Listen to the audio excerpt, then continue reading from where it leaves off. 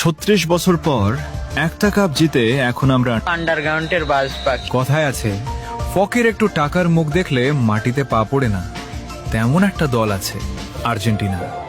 2022 বিশ্বকাপ জেতার পর এমন ভাব ধরছে মনে হয় ফুটবলের জন্মটাই বুঝি 2022 সাল থেকে হয়েছে। এখন তারা অন্য কোনো দলকে দলই মনে করে না। তাদের ভাব এমন, বাকি সবাই মাঠে শুধু হাজিরা দিতে আসে। ব্রাজিলের 5টা বিশ্বকাপের কথা বললে বলে ওগুলো তো অনেক আগের।